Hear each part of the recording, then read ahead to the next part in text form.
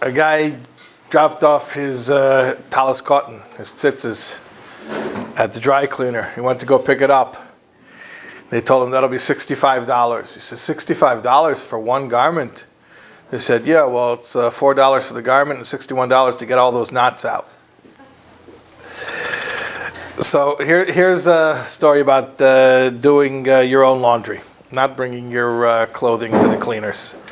In our Parshas Yisro, Perek Yud Tes, Pasuk Yud, chapter 19, verse 10. This is talking about the preparations before the giving of the Torah at Sinai.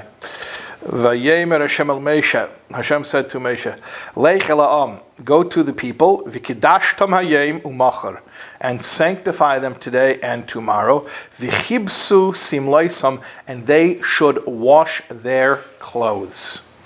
Okay, that's one of the preparations that took place before the revelation of the Torah at Har Sinai. So, just looking at this one aspect of the story, what does it mean that Moshe should sanctify the people? Hashem tells Moshe, you, Moshe, sanctify them, and that they should wash their clothes. Why Moshe should sanctify them, and they should wash their clothes. What's the difference between those two things? And what does it mean that Moshe should sanctify them? I know what it means they should wash their clothes, but what does it mean Moshe should sanctify them? And why is one done by Moshe and one's done by the people, done by themselves? And then also, what's the deeper meaning of washing their clothes? So, I'll tell you a story that I actually just recently wrote up. I'll give a little plug for the Neshei Chabad newsletter, where I've been writing a column for about a year. And in the latest issue, the Shvat issue, so I included this story. Here's the column. At any rate,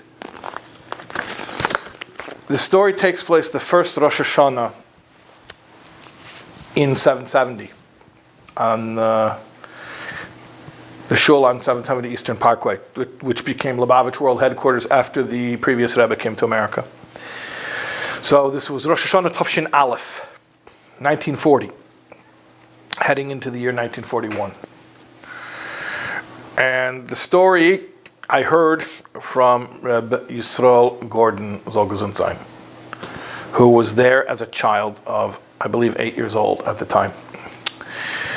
And he says the Frierdiker Rebbe came in the shul and he was davening at his stender.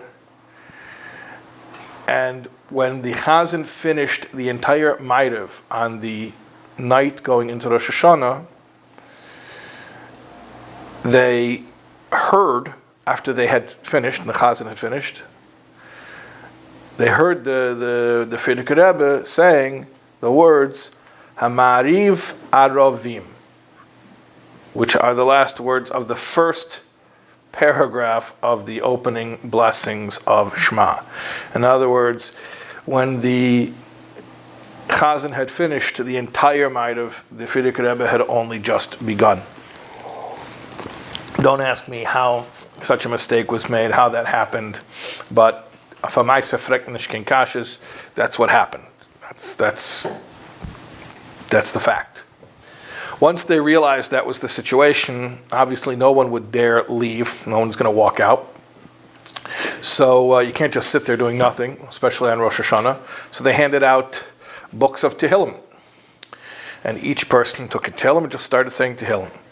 And little Yisro said that there were men who got through the entire Sefer Tehillim once. There are men who've got through the entire Sefer Tehillim twice. I guess people who say Tehillim really fast were able to finish the entire Sefer Tehillim twice. He said he was a little kid. He got, I think, somewhere in the 80s, in the pays of Kapitaloch. And finally, after, I guess, a few hours, the Frierdiker Rebbe finally finished. And after he finished davening, he turned around and his face was drenched with tears. He had been sobbing the entire time. In fact, the way Rabbi Sol described it is that it was so silent in the shul the entire time while everyone was saying Tehillim, the only sound you could hear was the Frierdiker Rebbe choking on his tears. So when he turned around, his face was just drenched in tears. And he looked at the Chassidim and he said, a gut yom tov, a gut yor. And he turned around and he left shul. So after that, it was quiet for a few seconds, and then suddenly the first person to move jumped up and he ran. I mean, he made a beeline for the stender, the lectern podium, where the Frierdiker Rebbe had been davening for hours, standing over that podium, crying copious tears. And this chassid ran over and he started. He grabbed the cloth that was on top of that of the stender, and he started rubbing it on his face. And the Gabbai of the shul, Rabbi Yochanan Gordon, who happens to have also been Rabbi Yisro's father, so he sees this guy rubbing this cloth that's drenched in the Frierdiker Rebbe's tears on his face, and he screams to the guy, "Vos tusta, what are you doing?" So the guy looks at Rabbi Yochanan and he says, "Demois mechabseis." Tears cleanse. It's a Kabbalistic idea that tears of tshuva, tears of regret, cleanse the face. They remove the defilement of sin.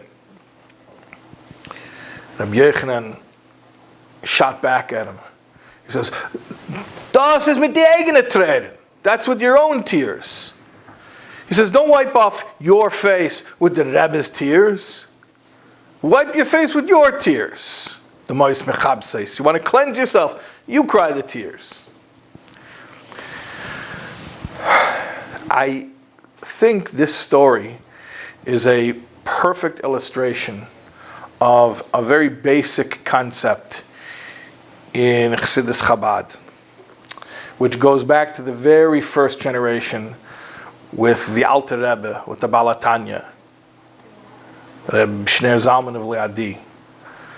In fact, this was one of the points of contention between him and the other tzaddikim, the Talmidei HaMagid, especially Reb Shlomo Karliner, who used to say a Torah. He used to say, "Tzaddik b'menose yechaya," that a tzaddik with his amunah yechaya will enliven. He enlivens others. That the tzaddik has such great amunah that he can carry others on his shoulders, so to speak. And the Alter Rebbe insisted, no, that was not to be the relationship between a chassid and a rebbe. That it was tzaddik b'menose yichya. The tzaddik will live. He himself lives by his amunah, and thereby he can set an example and he can be a leader. But each individual has to have their own amunah. They cannot merely depend on the Rebbe's connection to Hashem as a substitute for their own work.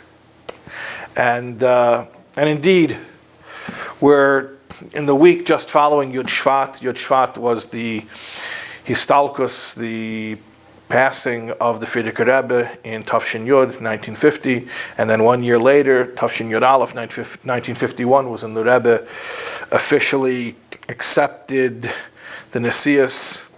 And at the very first Fabrengen, the Rebbe made very, very clear what the agreement was going to be. That in the classic sense of a Chabad Rebbe, the way the Alter Rebbe established it and the way that it was kept through the generations, that Chassidim have to do their own work. The Rebbe famously said, "Legt sich nicht kein Fegelach in bosom." Don't put birds in your chest. So there's different explanations what that means. I heard one person even say what it means is a person who stuffs his shirt full of birds and thinks that he'll fly. So it means don't fool yourself to think that you're going to find some trick or some mechanism that's going to do the work for you, that's going to be a shortcut, that's going to, make you fly. No, if you want to get somewhere, you're going to have to go with your own power on your own 2 feet. You have to do it yourself. And that's basically what the Rebbe was telling the Chassidim, that you have to do your own work. So this story of Rabbi Yochanan Gordon reproaching this chassid who wiped the Frierdiker Rebbe's tears on his face, to me is like the archetypical encapsulation of this idea. On one hand, let's think about this. This was Rosh Hashanah Tafshin Aleph. This is going into 1941. We know what 1941. 1941 was the final solution. And the Rebbe, as Rebbe, I don't know what a Rebbe experiences. I don't know what they see. I don't know what their experience on a Rosh Hashanah is. But we can assume that a leader of Klal Yisrael is going into the Yom Adin, the day when Hashem is judging what's going to be for the coming year, and he has all of that on his shoulders, and he's trying. And hence he's standing there weeping for hours, davening for hours, trying to do something to change the fate, to change what's going to happen, or whatever it is that a tzaddik does in those situations. And on one hand, you see that's the Rebbe's davening. That wasn't a regular person's davening. That was unique to the Rebbe.